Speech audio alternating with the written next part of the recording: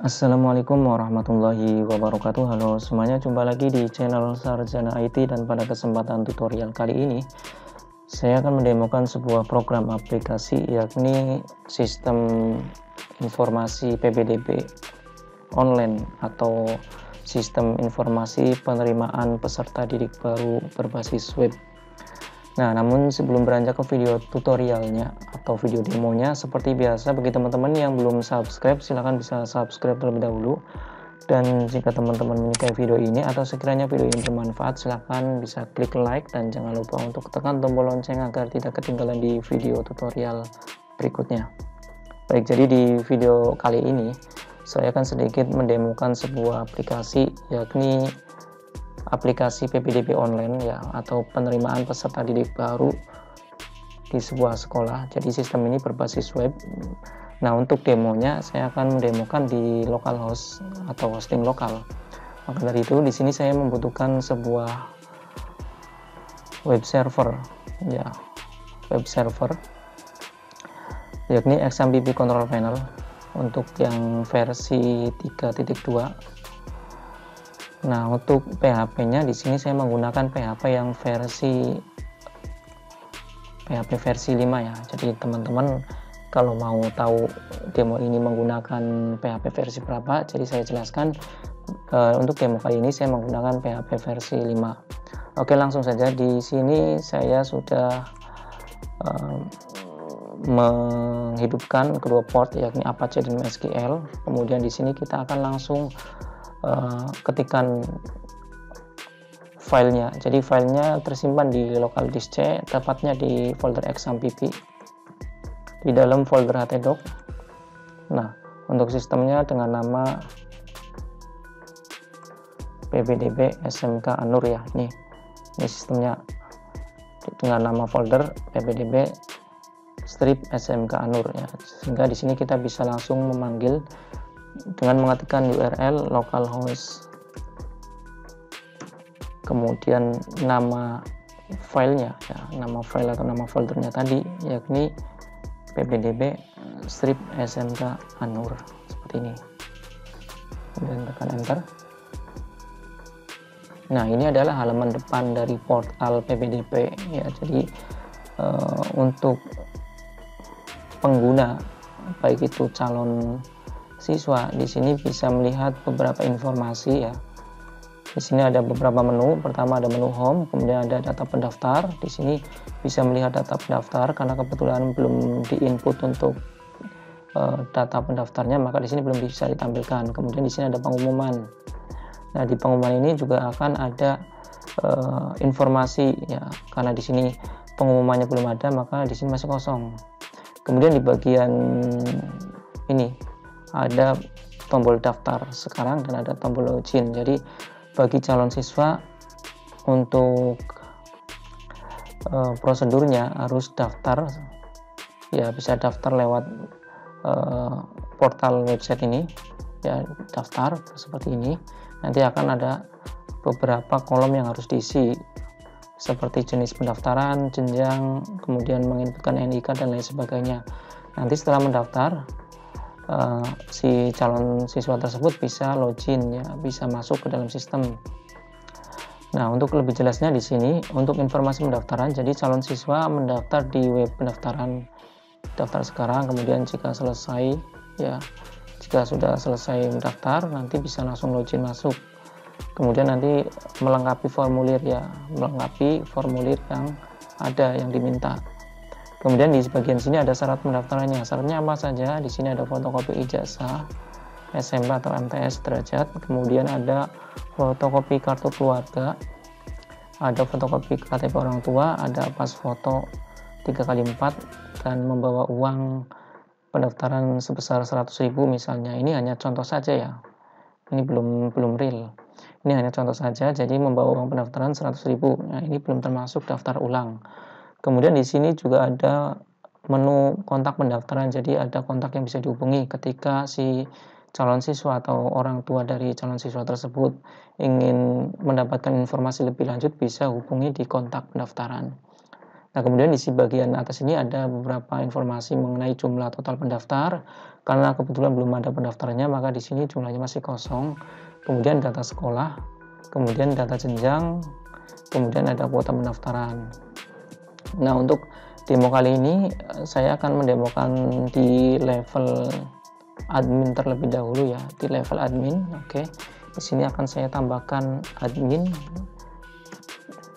di URL-nya ya. Jadi localhost /pbdb/smk-nur/admin, tekan enter sehingga akan muncul di halaman login khusus admin ya. Di sini admin harus menginputkan username dan password dengan benar. Jika salah satunya salah, tentu nggak akan bisa masuk. Contoh misalnya salah satunya dikosongkan, maka nggak akan bisa masuk ya, seperti ini. Jadi salah satunya harus salah satunya nggak boleh dikosongkan, dan keduanya baik itu username maupun password harus diinputkan dengan benar. Oke, kita akan login.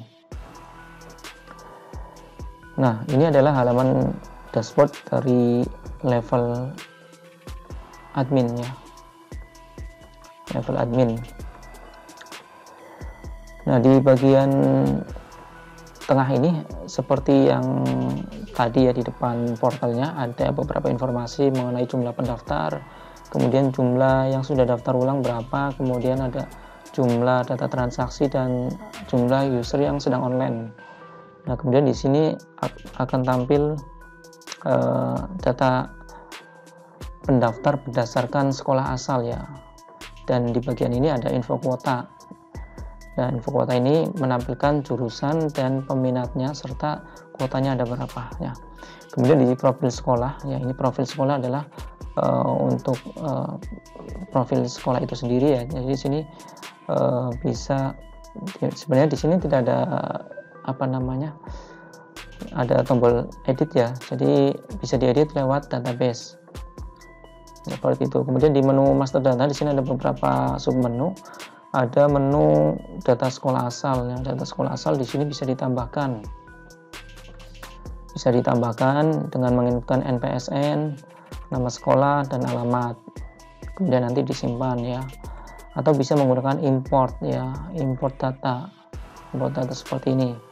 Nah, untuk datanya di sini saya sudah menyiapkan untuk contoh data sekolah asal. Di sini berbasis Excel ya, berbasis Excel. Nanti bisa di import ke sini, ke sistem. Nanti akan otomatis ya. Jadi nggak input manual satu-satu ya. Jadi langsung secara massal ya. Nah, untuk template-nya juga bisa di-download di bagian sini ya. Nah, ini file Excel-nya yang sudah saya siapkan ya. Ini ada data NPSN, nama sekolah, kemudian alamat dari sekolah tersebut. Nah, untuk itu di sini bisa kita langsung import ya. Sekali lagi, bagi yang belum punya template-nya bisa download template-nya di bagian ini. Download template Excel. Nanti formatnya akan sama seperti tadi ya. Kita import ya, kita cari filenya, file Excel-nya ya. Nah, ini file Excel-nya. Nah, kita bisa langsung simpan. Nah, ini akan ada untuk konfirmasi ya. Di sini otomatis tersimpan yang tadi sudah diimport, otomatis tersimpan di database dan akan ditampilkan di sistem. Di sini sudah ada 10 ya, 10 sekolah dengan NPSN, nama sekolah dan alamat dari sekolah yang bersangkutan. Baik, itu untuk yang data sekolah asal. Kemudian data jenjang. Di sini data jenjangnya, karena ini untuk PPDB SMK, maka di sini data jenjangnya adalah SMK. Sebenarnya ini sistem ini bisa diterapkan untuk lembaga yang mempunyai satuan pendidikan dengan banyak jenjang. Misalnya ada SD, SMP, dan SMK dalam satu lembaga atau satu yayasan ya. Jadi nanti bisa diterapkan dengan menambah data, misalnya kode jenjangnya apa, SD, kemudian nama jenjangnya sekolah dasar, dan kuotanya berapa, seperti itu ya. Berikutnya di data jalur ya. Untuk data jalur ini juga bisa ditambahkan dan bisa diedit. Misalnya ini ada 3 jalur, ada jalur afirmasi, ada jalur prestasi, ada jalur zonasi. Kemudian di sini juga bisa tambah jalur ya, seperti itu kira-kira. Kemudian di bagian berikutnya ada data jurusan. Di sini jurusannya baru satu. Nah, kita bisa tambahkan misalnya jurusan yang kedua misalnya MM ya. Nama jurusan multimedia. Kemudian kuotanya berapa? Misalnya kuotanya 100. Kuota pendaftarannya ya, maksudnya di sini. Kuota pendaftarannya 100, di sini bisa disimpan, save. Nah, akan otomatis masuk ke dalam sistem ya. Sudah otomatis masuk ke database. Di sini untuk kode jurusan MM, nama jurusan multimedia dengan kuota 100 sudah berhasil disimpan. Seperti itu. Di sini juga bisa diedit sekiranya ada nama jurusan yang salah dan lain sebagainya. Berikutnya di data jenis data jenis di sini. Data jenis daftar ya. Di sini siswa baru atau siswa pindahan misalnya tambah ya, misalnya kode SP, misalnya jenisnya apa, misalnya siswa pindahan, seperti itu, simpan. Nanti akan otomatis masuk di sini kode SP siswa pindahan ya. Di sini untuk data jenis pendaftar. Berikutnya di bagian ini ada data biaya. Nah, ini ada data biaya. Data yang sudah ada biaya buku ya. Kemudian seragam, ada sumbangan pembangunan, SPP, dan lain sebagainya. Misalnya teman-teman bisa tambahkan data lain ya, data biaya lain. Misalnya ada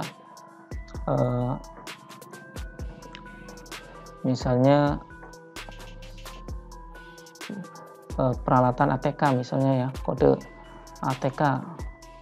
Misalnya nama biayanya apa? Misalnya alat tulis misalnya seperti itu. Harga atau nominalnya berapa? Misalnya 100.000. Nah, di sini bisa disimpan, save. Nah, di sini akan otomatis tersimpan ATK, kode biaya ATK. Nama biayanya adalah alat tulis, jumlah besarannya adalah 100.000. Nah, di sini juga bisa diedit. Di sini bisa diedit apakah sistem pembayarannya, apakah jenis pembayaran atau biaya tersebut wajib untuk dibayarkan oleh tiap siswa atau tidak. Misalnya nggak wajib, di sini bisa dimatikan ya, bisa dinonaktifkan dan simpan, sehingga di sini akan berubah. Jadi yang ATK ini statusnya akan berubah, jadi tidak wajib ya. Artinya tidak semua siswa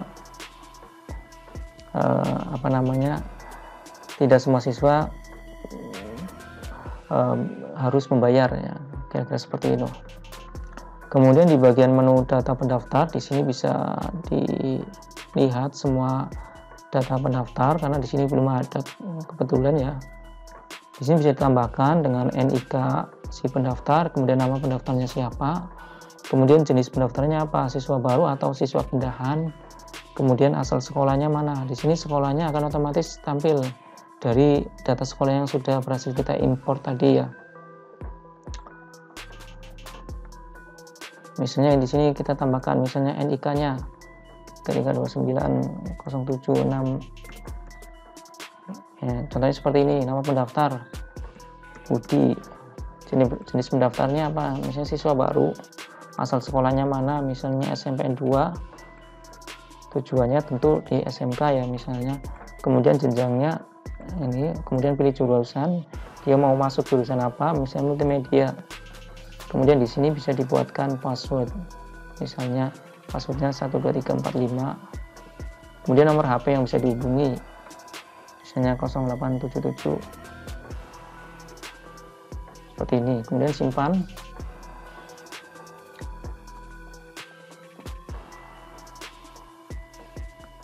Oke, ini data pendaftar. Kemudian di sini ada data pendaftar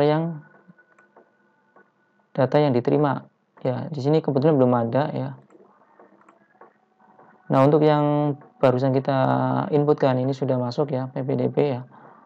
Ini untuk nomor daftarnya seperti ini, kemudian passwordnya, kemudian nama pendaftarnya, kemudian nomor handphone yang bisa dihubungi dari si calon siswa tersebut. Kemudian di sini juga bisa dilihat ya, apakah dia ditolak. Misalnya di menu di sini, apabila ditolak di sini akan tampil ya data siswa yang pendaftarannya ditolak. Nah, untuk data siswa di sini ini statusnya belum bayar ya. Kemudian statusnya masih pending. Di sini bisa dilihat ya data dirinya, ini statusnya masih pending. Kemudian data alamatnya di sini belum diisi ya. Orang tua juga belum, ini datanya juga belum di-upload ya berkas-berkasnya. Seperti kartu keluarga, ijazah, akta kelahiran, misalnya kartu KIP ya jika punya. Nah, seperti itu. Kemudian di bagian menu pendaftaran di sini akan tampil ya untuk data siswa yang sudah terverifikasi maupun yang belum ya, karena di sini belum ada ya, belum bisa ditampilkan. Kemudian di bagian menu web di sini ada kontak pendaftaran ya. Kontak pendaftaran ini akan tampil di halaman awal, di halaman depan di portal. Jadi untuk calon siswa atau orang tua calon siswa bisa menghubungi dari kontak yang tertera. Nah, ini juga bisa diedit, misalnya nomornya ada yang salah ataupun namanya bisa diedit ya. Berikutnya info pembayaran ya. Info pembayaran ini akan tampil di sini bisa diisikan ya untuk info pembayaran, sehingga nanti akan ditampilkan di halaman depan untuk diinformasikan kepada calon siswa ataupun orang tua dari calon siswa untuk melakukan pembayarannya. Ini bisa melakukan pembayaran via transfer misalnya. Kemudian info persyaratan di sini juga sama, ini juga ditampilkan di halaman portal depan tadi. Seperti syarat pendaftaran ada fotokopi ijazah, kartu keluarga, KTP, kemudian pas foto, kemudian membawa uang ya. Ini membawa uang. Kemudian simpan. Nah, berikutnya ini slide ya, ini di slide. Nah, slide ini adalah tambahan saja. Di sini gambar yang diupload di sini akan ditampilkan di halaman depan atau portal depan itu slide-nya. Jika slide-nya satu ya mungkin hanya akan tampil satu saja ya. Jika slide-nya dua dia akan bergantian, tampilnya akan bergantian bergulir ya. Di sini bisa tambahkan slide dengan memilih gambar ya. Misalnya ada gambar ya. Jadi gambarnya harus berukuran maksimum 2 MB ya. Kemudian di bagian menu pesan ada device, di sini device. Nah, di sini device, ini menu device ini digunakan untuk mengirim pesan secara massal ya. Di sini bisa diedit juga. Misalnya nomor handphonenya salah ya, masih bisa diedit. Kemudian ada kirim pesan, di sini kirim pesan ya. Jadi bisa kirim pesan secara massal. Nah, misalnya kita akan kirim pesannya apa, kemudian mau dikirim dari nomor mana ya. Kebetulan di sini device-nya baru satu. Kemudian pilih gambar atau dokumen. Kemudian mau dikirim kemana, ke calon siswa yang mana. Misalnya si Budi ini ya, ini bisa dicentang. Kemudian kirim pesan. Nah, kira-kira seperti itu. Kemudian di bagian pengumuman di sini ini juga tambahan saja, ini untuk pengumuman. Jadi nanti ada pengumuman kepada calon siswa. Nah, jadi di sini jenisnya internal. Jadi hanya bisa dilihat oleh si admin. Nah, ini bisa diubah, misalnya statusnya mau eksternal ya, misalnya eksternal. Ini bisa diubah. Berikutnya ada kelola user. Di sini ada, sebenarnya untuk sistem ini ada 4 user: admin, kepala sekolah, bendahara, dan operator. Ini bisa diedit keempatnya. Kemudian bisa ditambahkan data user baru. Berikutnya di bagian pengaturan aplikasi, di sini tambahan juga ya. Ini untuk nama sekolah bisa diisi, NPSN sekolah, kemudian alamat sekolah ya. Kemudian kabupaten, nama kepala sekolah, NIP dari kepala sekolah, kemudian logo dari sekolah, ini logo sebelumnya. Kemudian di sini untuk teks dari chatnya ketika kita kirim pesan. Jadi ketika pihak sekolah mengirimkan pesan mengenai PPDB, di sini akan ada formatnya. Jadi formatnya Assalamualaikum, contohnya seperti ini. Kemudian nomornya tadi ya. Nah, kira-kira seperti itu untuk gambaran sistemnya ya. Baik, mungkin itu saja untuk demo pada kesempatan kali ini. Di demo berikutnya kita akan mendemokan sistem ini di bagian calon siswa ya. Di bagian calon siswa. Baik, mungkin itu saja untuk video demo pada kesempatan kali ini.